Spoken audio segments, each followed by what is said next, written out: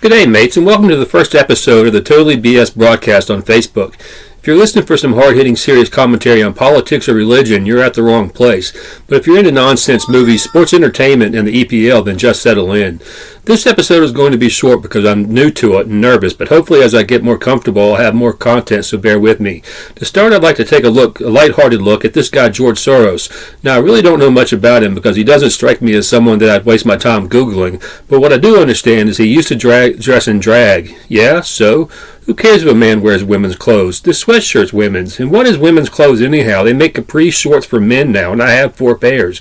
Whatever makes him feel good is okay by me. It's just ironic that the people making the biggest stink are the same ones that defend others for dressing drags themselves. Hey, now I get it. If he was lying and talking derogatory about the chosen lifestyle, that's one thing. But if he's just embarrassed by his life and he changed his mind about drag queens, then that's totally different. The kicker is that when I was younger, RuPaul was a young, good-looking, and incredibly popular person. I don't remember anyone having anything negative to say about him. We just let her live their life. Hell, even Patrick Swayze and Wesley Snipes donned in drag for the cult classic Tu Wong Fu. But now in 2023, it's suddenly a big deal? I don't get it. But hey, lots of things don't make sense. Speaking of insensitivity and sweaty men, let's talk about the most foul gimmick in wrestling today. No, it's not the sex offender Vince McMahon's WWE, but it's in Tony Khan's AEW, where their top act is a tag team called The Acclaimed. Their trademark is locking spread fingers, which they call scissoring. It's bad enough that adults cheer this, but one member of the tag team, Anthony Bowens, is openly gay, and he should know better. But hey, if adults want to ignorantly mock this profane gesture, that's one thing. But when 8-year-olds are holding up signs that say, "Scissor me, Daddy-O," I have to draw the line. Now, on a lighter note, it's time for my comments on the EPL Saturday match day. The morning started off with a shocker as bottom-feeding Everton debuted its new manager, Sean Dyche, and they played themselves into a 1-0 win against a home team, against the league leader, Arsenal.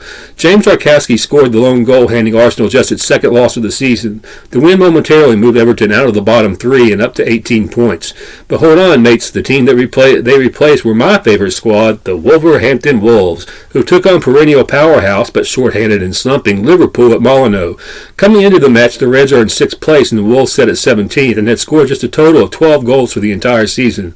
But the surprises weren't over yet as the Wolves scored 3 goals against keeper Allison. The tallies were from the own goal by Matip, then goals by Wolves, Dawson, and Nunez.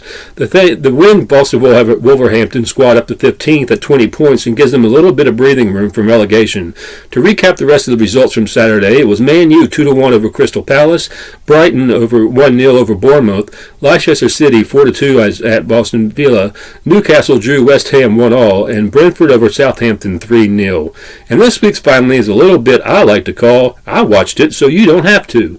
And this week's movie is Shudder Network's indie darling Skinamarink. I encourage all of you to give it a shot so you can understand my misery. It was a total train wreck filled with terrible camera angles, whispering children, and absolutely zero story or action. It basically follows 2 children's feet for about an hour and a half while you're subjected to the sounds of vintage cartoons, and at first you're frustrated that you have to read subtitles while watching a movie in English, and eventually you stop reading because you just don't care anymore. I read one post where the person said the movie was supposed to be a retelling of the movie Poltergeist from the little girl's point of view. Well, okay, were we asking for that? I've already seen a movie like that. It was actually called Poltergeist. I never wanted another one. Not a sequel, not a remake, not even a reimagining. None of that. It was fine the way it was. Another comment compared it to Blair Witch as a movie that you either love or hate, but it's up to you to watch and decide for yourself. That's a fair point, but over 90% of comments that I've read have been increasingly negative. 30 minutes into it, you find yourself begging for jump scares, CGI, anything, including a quick death. There's only one frightening part in the entire movie, and that's the use of Legos, and that's only scary if you've ever had the displeasure of stepping on one.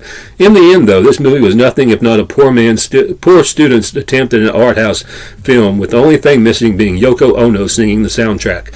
Well, that's my first go at it. I hope that I didn't bore you. Click like if you enjoyed it, and feel free to comment suggestions or topics. And with that, I bid you a blessed week.